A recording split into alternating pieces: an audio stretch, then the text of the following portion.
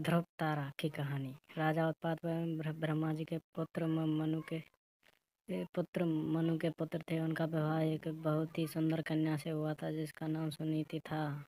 राजा अपनी पत्नी से बहुत प्रेम करते थे लेकिन उन्हें कोई संतान नहीं थी, इसलिए रानी ने राजा को दूसरा विवाह करने को कहा। राजा अपनी पत्नी से बहुत प्रेम करते थे, इसलिए उन्होंने मना कर दिया। वो कहा कि दूसरी पत्नी के आने से तुम्हारा स्थान कम हो जाएगा। जिस पर सुनीति ने कहा, मुझे आप पर विश्वास है, ऐसा नहीं होगा। राजा को सुनीति की हट माननी पड़ी और उन्होंने दूसरा विवाह कर लिया। उनकी दूसरी पत्नी का नाम सुरुचि था। विवाह के बाद जब सुरुचि महल में आई तब उसे राजा की पहली पत्नी के बारे में पता चला। तब यह जानने के बाद सुरुचि ने उत्पात से कहा, जब तक आपकी पहली पत्नी बन प्रस्थान नहीं करेगी, मैं महल में प्रवेश नहीं करूंगी। यह सुनकर सुनीति स्वयं ही राजमहल त्याग कर वन में रहने चली गई।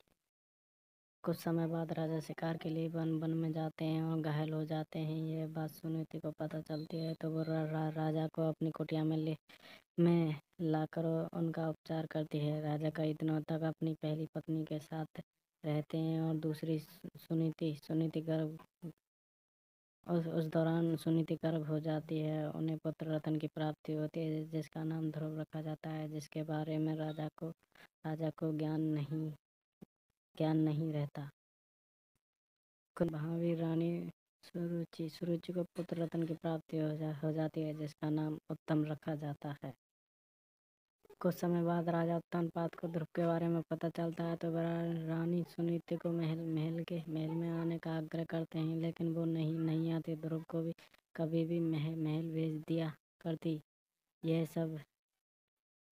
सब देख रानी सुरुचि को ध्रुव से घृणा होने लगती है। एक दिन ध्रुव अपने पिता उत्तानपाद की गोद में बैठता है तो यह देख रानी सुरुचि को क्रोध आ जाता है और वो उसे धक्का देकर अपशब्द कहती है। उसे छोड़ी हुई स्त्री का पुत्र कहकर अपमानित करती है।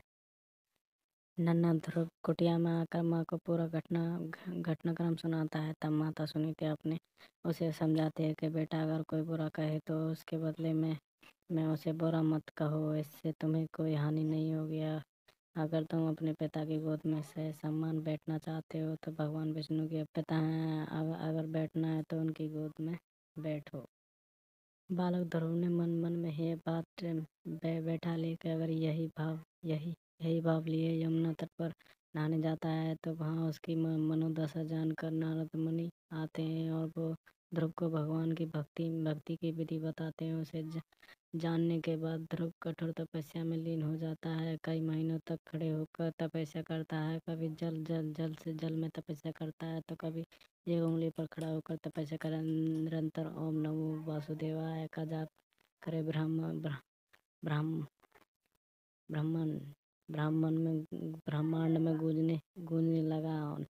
नन्हे से बालक की यह घोर तपस्या को देखकर भगवान उसे दर्शन देते हैं। बालक ध्रुव भाव विभोर हो उठता है और कहता है, मुझे माता पिता की गोद में बैठने नहीं देती है। मेरी माँ कहती है कि आप इसे सृष्टि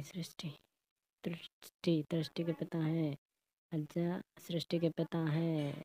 अंत में मुझे आपकी गोद में बैठना है। भगवान उसकी इच्छा पूरी करते हैं और उसे तारा बनाने का आशीर्वाद देते हैं। उसे सप्त ऋषियों से भी ज़्यादा श्रेष्ठ होगा। उस दिन से आज तक आसमान में उत्तर दिशा की ओर ध्रुव तारा चमकता रहता है।